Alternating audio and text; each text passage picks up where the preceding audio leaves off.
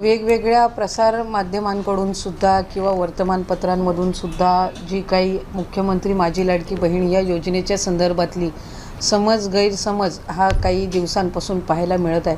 खरं तर आजपर्यंत आम्ही कुठल्याही आत्तापर्यंत ज्यांना लाभ दिलेला आहे त्यांच्यापैकी कुठल्याही लाडक्या बहिणीचे पैसे किंवा लाभ हा परत घेण्यात आलेला नाही आहे, हे मला आपल्या माध्यमातून निश्चितपणाने स्पष्ट करायचं आहे. आमच्याकडे वेगवेगळ्या जिल्ह्यांमध्ये स्थानिक प्रशासनाकडे ॲप्लिकेशन्स येत आहेत, म्हणजे काही निवेदनं येत आहेत की ज्या स्वतःहून स्वइच्छेने व्हॉलेंटरीली ज्या पात्र होत नाही आहेत योजनेमध्ये त्यांचे त्या ठिकाणी खालच्या स्तरावर निवेदनं येत आहेत की आम्ही साधारणपणे ह्या योजनेमध्ये पात्र नाही आहोत, तर आम्हाला आमचा लाभ हा बंद करायचा आहे किंवा आम्ही ह्या योजनेसाठी आता पात्र होत नाही आहोत. तर त्या संदर्भातले जे ॲप्लिकेशन्स आहेत ते आम्हाला स्थानिक प्रशासनाच्या माध्यमातून, काही विभागाची जी आम्ही हेल्पलाईन केलेली आहे, काही डायरेक्ट विभागाकडे असेल तर अशा पद्धतीचे येत आहेत. पण हा साधारणपणे रफली जो आकडा आहे हा काही 3-3,500-4 हजारमध्ये असेल आणि तो रोज 5-10 अशा पद्धतीचे अर्ज आहेत. काही याच्यामधले डोमेसाईलचे आहेत, म्हणजे आत्ता लग्न होऊन ज्या इतर राज्यांमध्ये ज्या वास्तव्यास गेलेल्या आहेत, ऑगस्ट किंवा ज्या महिन्यामध्ये आम्ही लाभाची सुरुवात केली त्यावेळेला त्या अविवाहित होत्या आणि त्या राज्यामध्ये या ठिकाणी रहिवासी होत्या, त्या पद्धतीनं त्या लाभ घेत होत्या. काहींची इन्कम जे आहे 2.5 लाखापेक्षाचं उत्पन्न कदाचित त्यांचं जास्ती असेल किंवा आत्ता वाढलेलं असेल.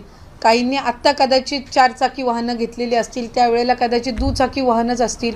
सरकारी नोकरी काहींना लागलेली आहे. तर अशा पद्धतीनं वेगवेगळ्या कारणांनी त्यांनी खाली वेगवेगळ्या जे काही विंडोज आहेत त्याच्यामध्ये त्यांनी ॲप्लिकेशन केलेले आहेत. पण त्याच्यातूनही किंवा इतर जी काही आम्ही क्रॉस व्हेरिफिकेशन करत आहोत, कुठल्याही लाडक्या बहिणीचा लाभ हा आत्तापर्यंत शासनाने किंवा विभागाने परत घेतलेला नाही आहे.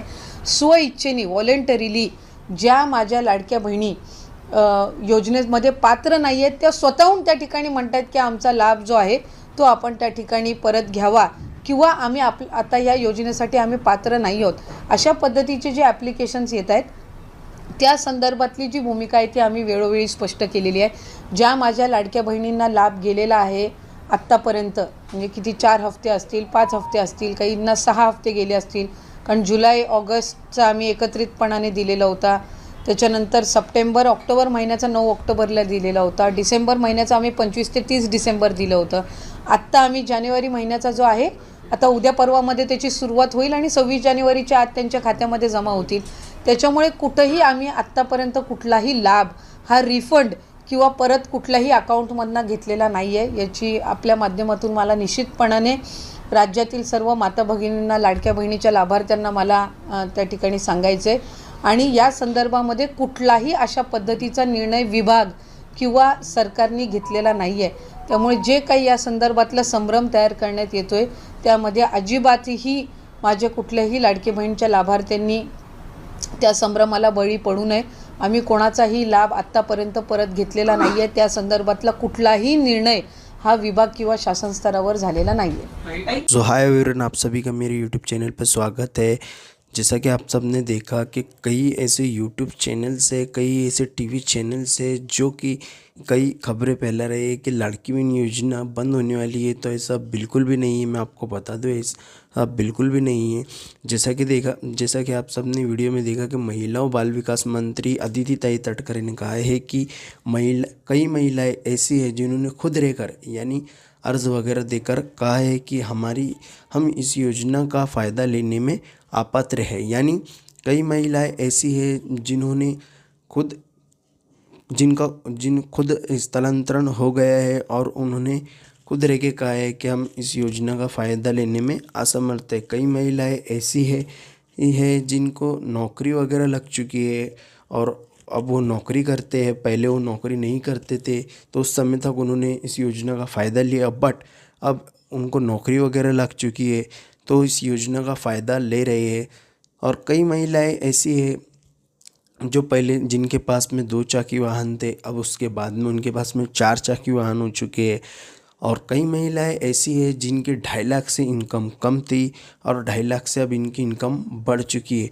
तो ये सब केसेस में ये सब महिलाओं ने कहा है कि हम इस योजना का फ़ायदा नहीं ले सकते। हम इन्होंने खुद रहकर यानी सरेंडर किया है, खुद रहकर बताया है कि हम इस योजना का फ़ायदा नहीं ले सकते।